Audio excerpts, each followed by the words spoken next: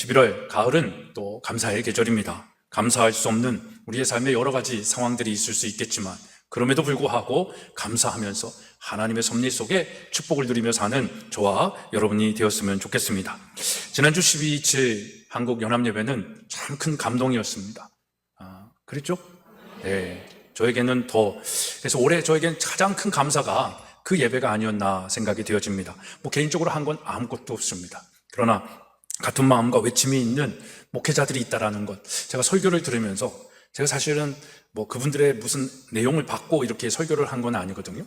그 전주와 그 전전주에 했던 설교의 내용들을 그분들이 동일선상에서 하고 있음에 나는 잘 가고 있는 목사구나 이렇게 생각을 하게 되는 거죠. 그래서 너무너무 감사했습니다. 그래서 같은 마음으로 같은 외침을 하는 목사가 있다라는 것, 근데 거기에 그 목사님들과 함께 신앙생활하는 110만 명의 성도들이 그 자리에 나와 있다라는 것, 또 100만의 성도가 온라인상에서 함께 했다라는 것, 정말 놀라운 은혜입니다. 하여튼 저는 이게 학교 사역을 하면서 여기서 그런 중심이 아니라 외곽에서 이런 마음을 갖고 사는 게 이게 사실은 전혀 상관없는 분들에게 외치는 외침일 수도 있고 그런 마음이 들 때가 있습니다. 그리고 또 홀로 서 있다라는 느낌, 그래서 나름 굉장히 외롭거든요.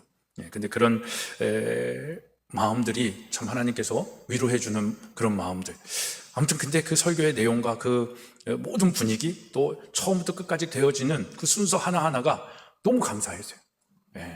저는 진짜 얼굴 디미는 그런 행사가 아니었고, 제가 제일 감동받았던 건 뭐냐면 가장 열심히 이 일을 시작하고 이 일의 중심이 있었던 목사님이 부산 세계로 교회의 손현보 목사님이거든요. 근데 무대에 등단을 안 하더라고요. 순서를 맞지를 않으셨어요.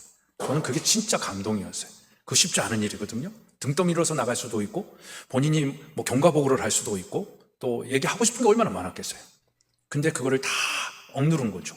그리고 자기를 드러내므로 있을 수 있는 여러 가지 요소들을 싹 죽여버린 거예요. 얼마나 멋있어요. 진짜 멋있더라고요. 그래서 그런 목사님이 있다라는 것이, 그래서 하여튼 처음부터 끝까지 설교자들이나 찬양이나 그 김양재 목사님의 주님 살려주시옵소서, 주여 살려주시옵소서, 괴성과 같은 그 절규, 저한테는 가슴에 같은 심장의 외침이 아니었나 싶었습니다. 그래서 정말 2024년은 이 12.7 한국교회 연합예배를 통한 이것이 너무너무 감사하고, 또 그러고 나서 제가 사이판에 갈 일이 있어서 그랬지만 그 하루 이틀 새벽 예배를 드리는데 우리 교회 성도들의 새벽 예배의 기도의 소리도 달라졌습니다. 여러분들은 느낄 수 있는지 모르겠지만 저는 느껴지죠. 그리고 우리 아이들의 예배도 화요일 날은 정말 초죽음이거든요.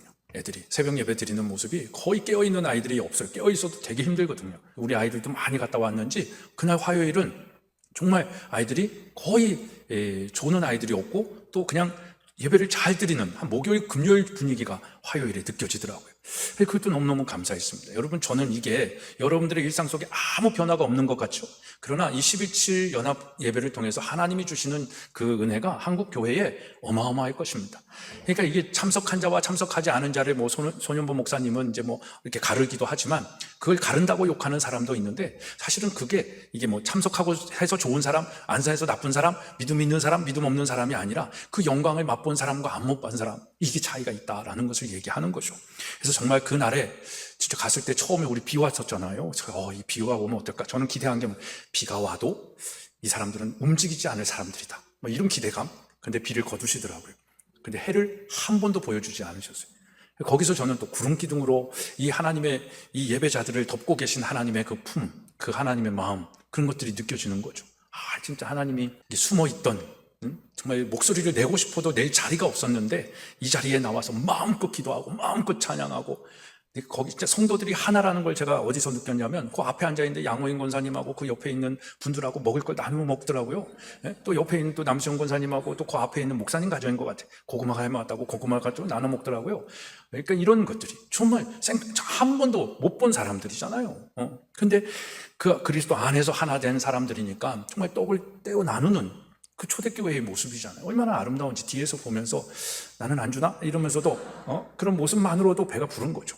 너무너무 감사한 얘기입니다. 감사한 순간들이었습니다. 그래서 정말 11월을 저는 감사하면서 하나님의 은혜를 누리게 되는 거죠. 하여튼 여러분들에게도 이 11월, 12월이 그런 은혜가 있는 감사의 계절이 되기를 다시 한번 소망하며 축복합니다.